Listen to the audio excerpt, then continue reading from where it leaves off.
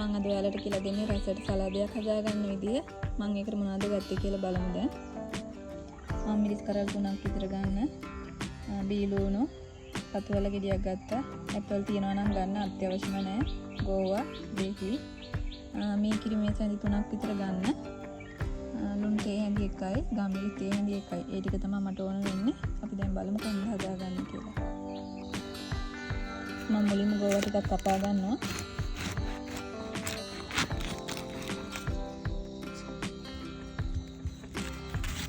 පොඩියට කපා ගන්න.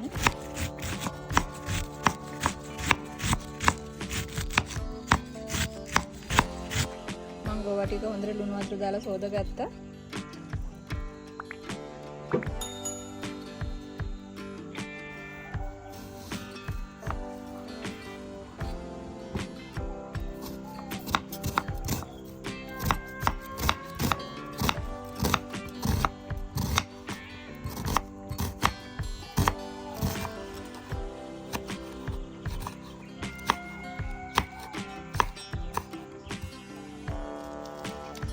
කපාගත් ලුණු ටිකත් එකතු කරනවා.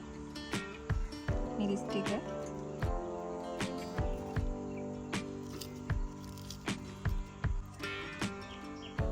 කටුවලේ තීනියටම කපා ගන්න.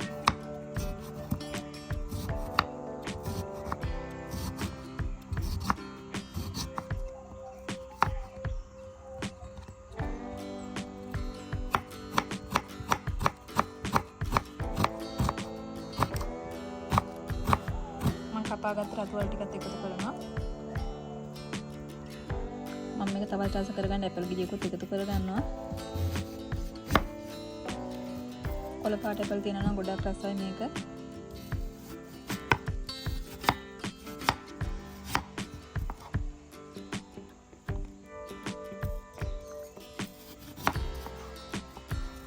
මම ඇපල් ටිකත් එකතු කරගන්නවා.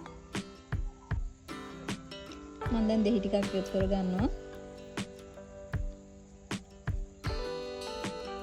මිරිස් ටික, ලුණු,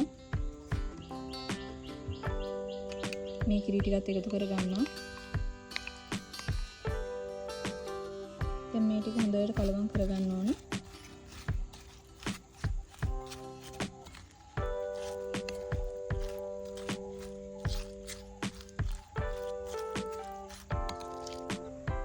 මේ තියෙන මං හදාගත්ත සලාදේ මේක හරිම රසයි. ඒ වගේම ගොඩාක් ගුණයි. එළවලු ඔක්කොම ලියලා නැහැ අමුවෙන් තියෙන්නේ. ඉතින් ඔයාලත් මේ විදිහට හදලා බලන්න. මගේ වීඩියෝ එක කොහොමද කියලා හොඳයි නම් ලයික් කරන්න, ෂෙයා කරන්න අමතක කරන්නත් එපා. ඔයාලට සුබ දවසක්.